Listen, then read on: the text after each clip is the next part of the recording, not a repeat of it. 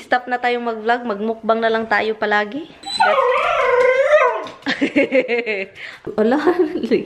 Hindi ko alam kung anong gagawin ng Western Union to my bank. Kung anong gagawin ng bangko ko. Good morning, Philippines! Good morning, guys. Today is Monday and nanonood ako. What happened to my face? It's kinda look more lumpy here. You see that? Or it's just the shadow. But anyway, today is Monday and I'm trying to put this button in. Anyway, I was also watching What Happened to Monday from Netflix. What Happened to Monday. So also guys, ano lang ako guys, I will also write it down what I need to buy from the store kasi kailangan kong pumunta sa store. Mamaya na lang ako mag-update guys. Please wait na lang guys kasi I will check later again my bank account about sa sa Western Union nung about yung nangyari sa Western Union at saka sa bank account ko. And I will let you know na lang later guys ha. If, hindi ko talaga alam kung ano yung gagawin nila, kung anong mga nangyayari. Hindi ko alam kung anong gagawin nila at anong gagawin ko rin. Wala akong gana na guys. Forget na tayo guys. Hindi na tayo mag-vlog. Stop na tayong mag-vlog. Magmukbang na lang tayo palagi. Ano ba guys? Do I have to stop vlogging? Kasi sometimes talaga guys, itong vlogging is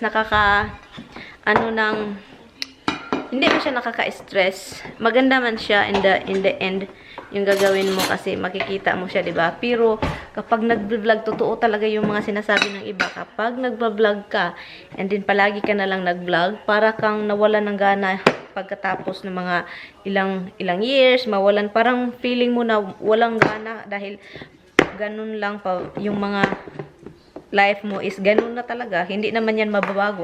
Sa buong vlogger, ganyan naman talaga yung naramdaman na parang mawalan ka ng gana. Hindi na tayo mag-vlog, magmukbang na lang tayo doon sa isang channel.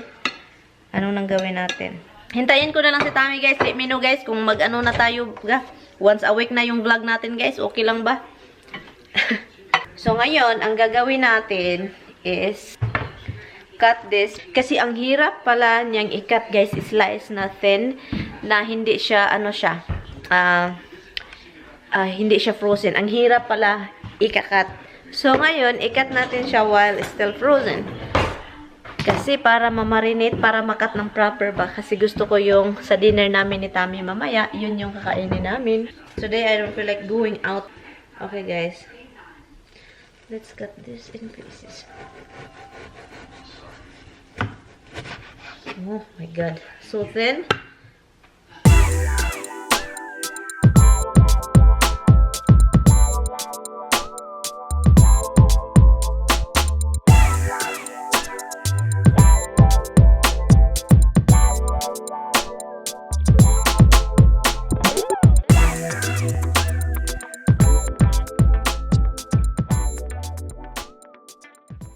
Ito yung gagawin ko guys. Ito yung ito yan siya. Look. 'Di ba ang ganda ng quality ng nito, ang quality ng beef. Pang talaga siya Korean. Nabili namin yan sa tagal na doon sa grocery store namin dito sa area namin. 3 lime. Ang color parang brown na siya, pero okay pa yan, hindi yan sira. So 3 lime.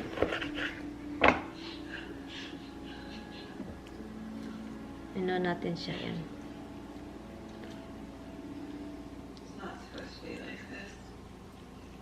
Kunin natin yung ang daming seed na and then lagyan natin ng garlic. Ang garlic, dalawang nga ito lang. We have to chop this konti lang, konti. Yung mga maliit ba? Hindi malaki. Like this guys, Lagyan natin ng konting oil para paglagay natin mamaya sa yung electric grill na yung ginawa ko. Siya.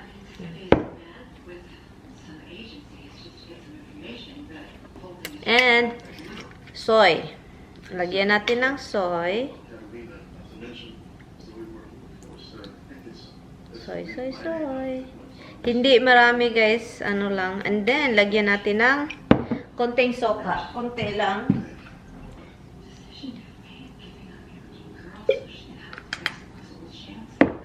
And then, peppercorn. Ito yung sinasabi ko na Filipino yung pagka-marinate. Kasi yung marinate dito, iba sila mag-marinate, walang soy. Lagyan nila ng suka, pero most of the time talaga, hindi sila mag-marinate. Kung mag-marinate man sila, ang nilagay nila is yung lemon na nasa bottle, vinegar, or ang gagawin nila is yung salad dressing. Yun yung alam ko dito sa family, sa ganitong, sa family ng asawa ko, ha. Yun yung ginagamit nila. Okay. Kasi frozen pa siya, hindi pa siya masyadong, guys, yung flexible. flexible, siya. Ang ganda talaga ng beef nito. Uy, kakaiba yung niya. Ang ganda. Masarap ito, guys, sa labas, yung mag-grill. And then, kakain sa labas. Masarap to.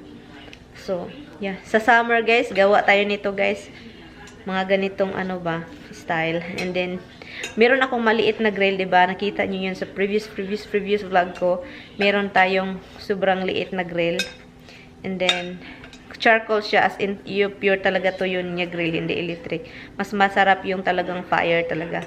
Hi guys! Hindi na lang ako alis, guys. Meron maraming pagkain dito. I mean, sa freezer, sa refrigerator. So, I took everything out, whatever I'm planning to cook for tonight. So, yun. Nakamarinate na ako ng beef. Okay, I will be right back. Did you see her? I will be right back, baby. I'll be right back. Anyway, naku, sige na lang, pasudlo na lang tika, bahala, Come, takot yan, guys, tignan niyo. Come here. Come, let's go up, let's go up. Takot yan, guys, matakutin si Misty. Kakaiba yan si Misty, maghintay siya. Let's go up. Roxy, don't block the way. Come, let's go. Come. Okay, go up. Roxy, don't block your sister. So, naobserbahan ko mas dumadami siya, guys. As in, mas gumagrabe. At, yun, gumagrabe na yung oven natin, di ba? Yun. Madami na siya. And, so, mahal magpa-color, pero I think I'm gonna color my own hair again, like the last time, black. Black naman lun. Ang nakaproblema lang mag-color ng black is para ma-fade siya. Parang mawala yung color ba, maging ganito siya kapag after few months, few weeks, magkaganito. Ayaw ko yung ganun. Gusto ko yung, kung meron kayong alam na yung black color and then hindi siya, yung parang washable na, parang hindi siya ma-fade ba, parang black lang siya forever. No leaking. Dada will be here. Not yet, baby. Not yet. Dada will be here later. I said later. Dada will be here later. I know, stay down. I sit down. Oh, Josh. Ang daming wire dun, guys. It's 5 something na. Wala pa rin si Tammy. Almost 5 sila umalis sa bahay, sa isang bahay. And as usual, guys, ang tagal. I-prepare ko na lang tong hindi man big deal. Ano man ito, tawag nito Ito, mashed potato ba? Mashed potato yung natin dito. Masarap ito, guys. I-try nga ninyo ito. Masarap ito siya. Ilagay natin si dito.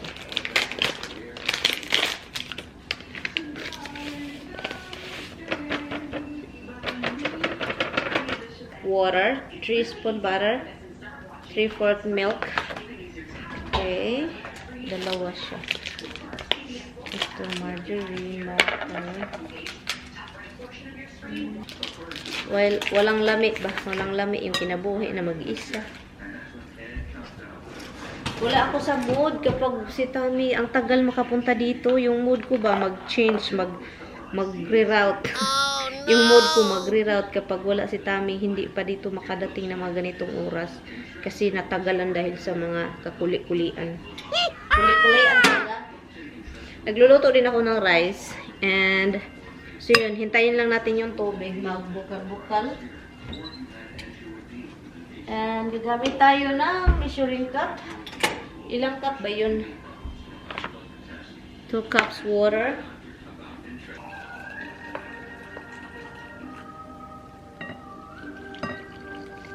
One.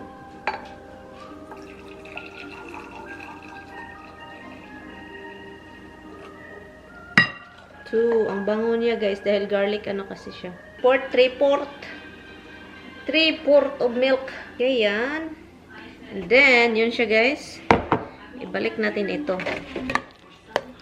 Mashed potato. Ito siya, mashed potato. Mamaya ko na siya i-microwave, guys, kapag andito na si Tammy. These two are looking very sad right now because I told them that somebody's coming. You know, somebody's gonna be here. You don't even know who somebody. You don't even know who is that somebody, are you? How about you, Mitch? Do you know who is coming? Do you know who's coming, Miss T?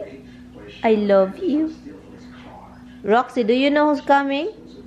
You think they know it's Dada's gonna be here? Yes, you heard it. You heard it, guys. It's Dada. It's already 6. So I'm sure he's gonna be here very soon because 6, I think 6:10.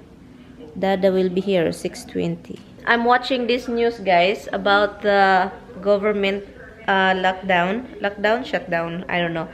Walang gobyerno ngayon, pero yung mga trabahante nagtatrabaho, walang sweldo dito sa US. Yung mga government worker, walang sweldo, kaya nanonood ako sa news, ang daming tumutulong. So which is thumbs up. Kasi wala silang sweldo, guys. So pag wala kang sweldo for few weeks, yung mortgage, most people here hindi pa bayad yung mga bahay, nagmo-mortgage yung mga tao dito. So monthly nagbayad ka ng mortgage like us. Si Tami nagtatrabaho and yung salary niya is to split na lang sa mortgage at saka sa mga bills at sa pagkain, di ba? Yung mga tao na walang sweldo dahil nag-close ng gobyerno dito, wala silang sweldo, wala silang makain, walang ibayad, wala silang kasi monthly, 'di ba? Mga credit card monthly. A mortgage is a house bill, like hindi magbayad ka sa bangko. 'Yan yung tao dito, mahirap talaga dito, guys, kasi kapag wala ka talagang sweldo, wala ka talagang ibabayad sa mga utang mo kasi dito credit card, 'di ba? Kahit yung electric bill mo, credit card yung ibabayad mo automatic. So, yung credit card, ikaltas yan sa bangko mo. So, yung bangko mo, pag empty, magbayad ka ng mga charges kasi nag-overdraft ka. And that's Dada.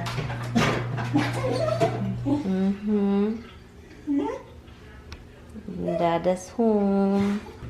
Hala.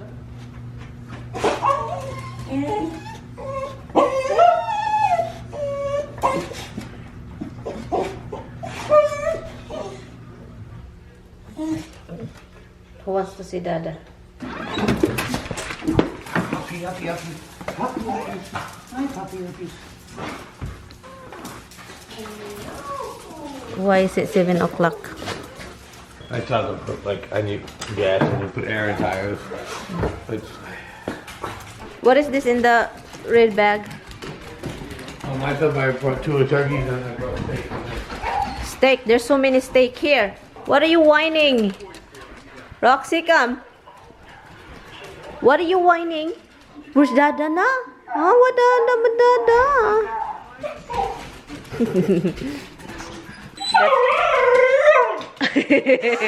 I know, I get it. You're excited, I know. You don't want me to tell your friend that you are a whiner. Are you excited Dada's here? Excited Dada's here? Dada got some turkey. Turkey for the dog and cat. This is just for the dog and cat.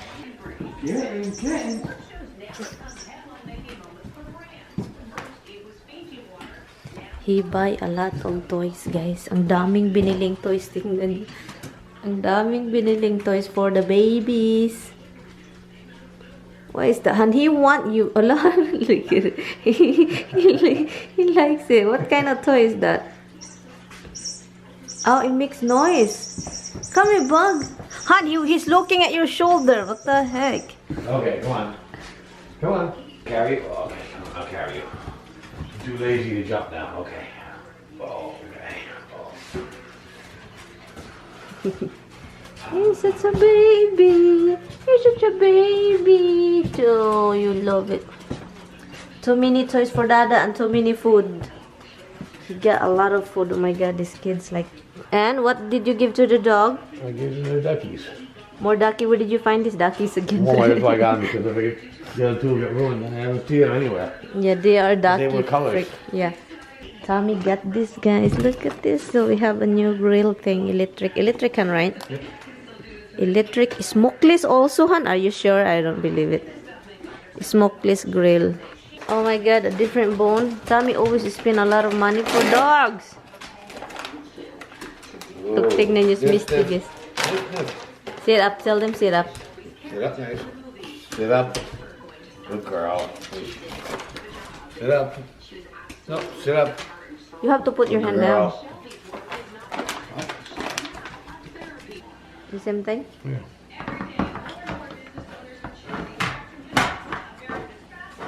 It's kinda like wibbly. Ito yun, guys. Lulutuin namin ito. I think we're just gonna use that. I don't know for sure. But, nagluluto lang ako ng mixed vegetables para may gulay.